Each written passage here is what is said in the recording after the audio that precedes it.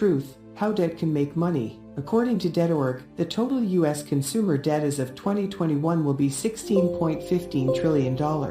This includes mortgages, credit cards, auto loans, and student loans. Consumer debt helps the economy thrive, and economic growth implies more high-paying employment, making it simpler for people to pay off their debts faster. Debt helps you to get a house, pay for your school or your child's education, as well as buy a car without having to save up all of that money first. However, if debt is not well handled, it may be catastrophic, especially when the economy is in a downturn, as it is now, and jobs are lost, making it difficult to repay debts. As a result, it defaults, destroying the individual's credit rating and ability to obtain future loans. Even in a robust economy, most people tend to incur excessive debt as a result of financial and discipline issues, unexpected medical costs, and other conditions. As a result, many people and families suffer financially, living paycheck to paycheck.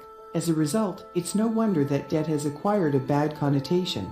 There have been many books, articles, TV series, and websites dedicated to teaching you how to get out of debt and remain out of debt. But debt isn't all terrible if you know how to utilize it correctly. Debt may be a path to prosperity. The crucial phrase here is leverage. A lever allows you to raise a heavy object with comparatively little effort.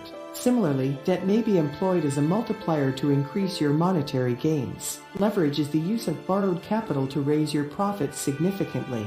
Profits that would not have been feasible with your own money can be obtained through leverage. However, you run a bigger chance of losing your money. So here are 5 methods to use debt to create money. 1. Investing with a profit margin. Margin investing allows you to buy more shares than you can afford.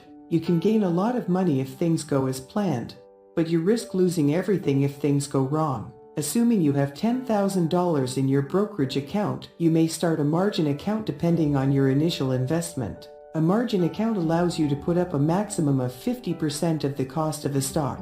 As a result, if you want to buy stock worth $20,000, the brokerage where you have $10,000 will lend you an additional $10,000 to complete the acquisition.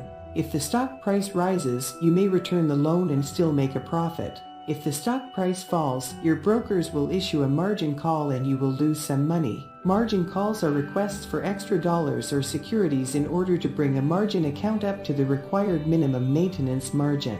If you are unable to provide the needed additional dollars or securities, your broker may force you to sell assets regardless of market value in order to fulfill the margin call. Hedge funds. Hedge funds, or funds that are often pooled from high net worth or institutional investors, seek large returns through unusual investing tactics. One such strategy is to utilize leverage to pursue gigantic returns. They participate in margin trading, which involves leveraging their broker's money to make larger bets. They also get lines of credit in order to invest in the expectation that their profits would outweigh the interest. Credit line investment follows the same concepts as margin investing, except instead of borrowing from the broker, the hedge fund borrows from a third-party lender. Hedge funds are recognized for generating massive profits through leverage, with some leveraging up to 10 times their entire assets. On the flip side, if a fund management makes a mistake, they may lose all of their investors' money and go out of business. 3. ETFs with leverage.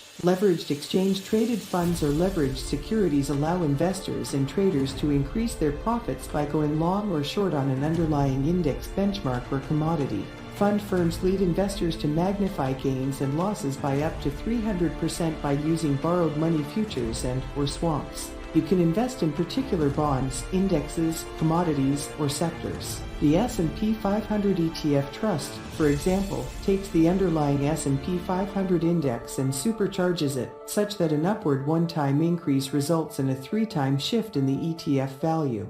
However, things do not always go as planned, and the outcomes are not guaranteed. Because leveraged debts are reset every day, if your plan is to purchase and hold, your position will be reduced to zero owing to the way the ETF is set up, even if the market did exceptionally well. As a result, leveraged ETFs are intended for short-term trading. Investors are lured to leveraged ETFs due to the possibility for spectacular returns. During market booms, talented traders may generate unrivaled returns using leveraged ETFs. The problem with leveraged ETFs is that they magnify losses in the same manner that they magnify gains. Your entire money might be lost in a single deal. 4. Short sale. Short selling is betting on the price of a stock falling rather than rising.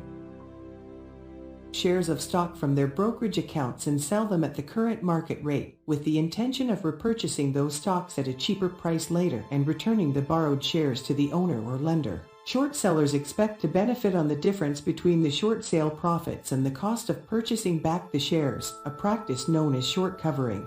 For example, if you short sell 100 shares of a $20 stock, you would end up with $2,000 in your account. If the price falls to $10 per share over time, you may cover your position by purchasing the 100 shares for $10, which will cost you $1,000. With your position covered, you've made a $1,000 profit on the transaction. It is the broker's decision if a stock may be shorted because they find the shares to lend to the short seller. This is usually automated, and the broker's shares are returned automatically once the short is covered. However, the losses in short selling are infinite, which means that a short seller might lose significantly more than his initial investment. 5. Exchange trading. In comparison to equities, forex trading provides significantly larger leverage, with some circumstances allowing you to leverage your account up to 101. This implies that you will be able to trade up to $10,000 for every $100 in your account. The currency. Because the dangers involved are more manageable, the market provides such large leverages. Because leverage is a function of risk, if a deal is well managed, so is the risk, which is why they can provide such large leverages. Currency trading allows investors to enter into a transaction using borrowed money. The borrowed funds are utilized to raise the investor's trading position above and beyond what they would have as accessible cash balance. They may then potentially immediately transform their original tiny investment into large amounts. In turn, an investor's losses might be amplified in the same way, and the greater the leverage used to the cash, the greater the risk you'll take on it. Trader might be cleaned out in a matter of minutes. So, in conclusion, debt has had a terrible name, and for good reason. Far too many individuals take on far too much debt. Debt for the wrong reasons, and you'll find yourself in financial trouble. Despite all of the negative connotations associated with debt, you may borrow and, with the appropriate knowledge of the power of leverage, expand your wealth tenfold. Thank you for watching, and I'll see you in the next one.